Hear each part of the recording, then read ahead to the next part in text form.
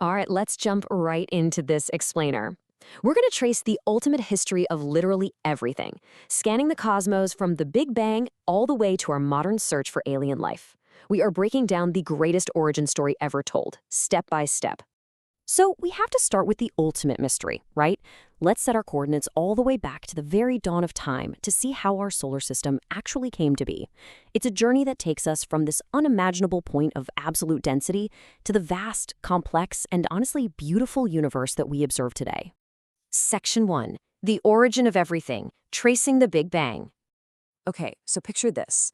13.77 billion years ago, the universe didn't just explode into existing space. It's a common misconception to picture this giant Hollywood-style fireball, but that's not quite right. Instead, space, matter, and energy violently expanded from a single point. Space itself was literally created in this moment, rapidly expanding and cooling down enough to eventually allow the very first, simplest particles to form. Now, you might be wondering, how do we actually know this expansion is still happening today? Well, it all comes down to analyzing the red shift of distant galaxies. Astronomer Edwin Hubble observed that the light from almost all other galaxies is shifted toward the red end of the spectrum, which essentially proves that these vast clusters of stars are actively moving away from us.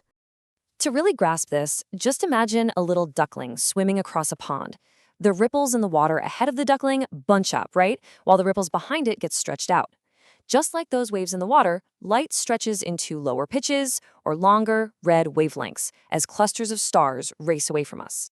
In all of that rapid expansion, it actually left behind a cosmic afterglow. What we're looking at here is essentially the universe's baby picture. For the first 375,000 years, the universe was so dense that light couldn't even travel without hitting a particle, creating this glowing fog. The cosmic microwave background is literally the oldest light we can see, and those subtle red and blue patches show the exact temperature and density variations that would eventually clump together to form stars and planets. Moving right along to Section 2, forging our solar system from stardust to planets. So, the Big Bang gave us the absolute basics, mostly just hydrogen and helium. But what about the heavy elements we need for rocky planets, for life? Well, those were cooked up later in the cores of massive stars. When these giant stars exhausted their fuel, they violently exploded as supernova, blasting essential elements like silicon, iron, and magnesium across space. Those elements would eventually become part of the Earth, and, well, part of you and me. Look at this. Out in the cosmos today, we can actually watch distant star systems forming in real time. It's a perfect modern analog for our own solar nebula from billions of years ago. Astronomers observe these flattened, spinning clouds of gas and dust, called circumstellar disks, around very young stars. This gives us direct visual evidence of exactly how planetary systems begin.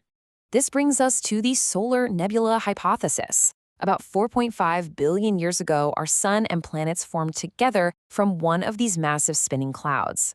As the center gathered the vast majority of the mass to ignite the sun, the leftover materials in the outer disk started clumping together into small precursors called planetesimals. These ancient rocks just kept crashing into each other over and over again to build the worlds we know today. Which leads us to Section 3, terrestrial and Jovian worlds, building the planets. So how did we get solid ground? Through a wild process called differentiation. Because these early planets were basically melted down by violent impacts and radioactive decay, gravity separated them into distinct layers.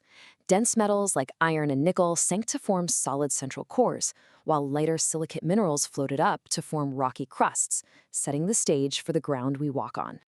And that intense early environment, it created a stark contrast between the terrestrial planets and the Jovian giants. The inner worlds, Mercury, Venus, Earth, and Mars, they're small, dense, and rocky because only metals and silicates could survive the intense heat of the early sun. Meanwhile, lighter gases and ices were pushed out into the deep freeze of the outer solar system, where Jupiter, Saturn, Uranus, and Neptune swept them up to become massive, swirling spheres of liquid and gas. Okay, let's jump to Section 4, reading cosmic clocks, dating planetary surfaces. On a macro level, we can actually just look at the pockmarks on a planet's surface.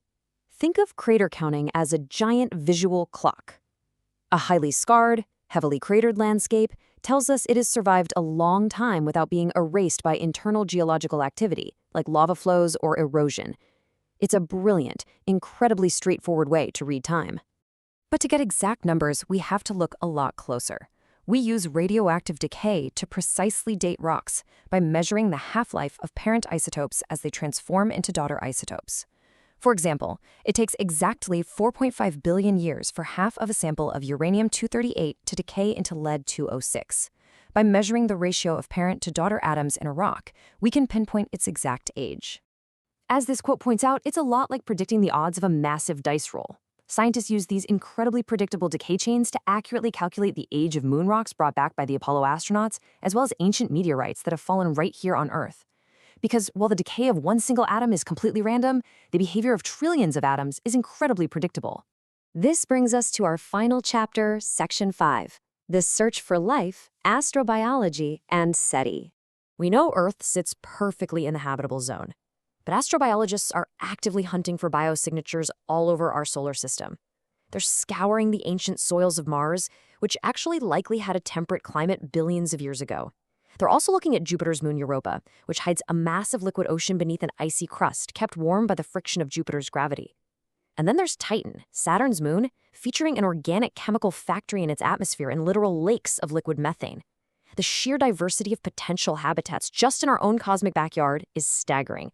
Now, if we look beyond our own star, we have the search for extraterrestrial intelligence, or SETI.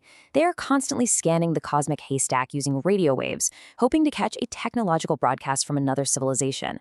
And radio waves are the absolute best tool for this. They travel at the speed of light, they're cheap to produce, and they effortlessly cut right through the thick interstellar dust that blocks visible light. We are actively listening to millions of channels simultaneously, just waiting for a whisper in the static. Which really leaves us with one final, kind of haunting question, doesn't it? The Fermi paradox. If our universe is 13.77 billion years old and absolutely teeming with billions of stars and habitable worlds, why haven't we heard from anyone else yet? Have advanced civilizations simply not had time to reach us? Do they self-destruct? Or are we, against all cosmic odds, truly the first ones here? It's a thought that completely changes how you look up at the night sky.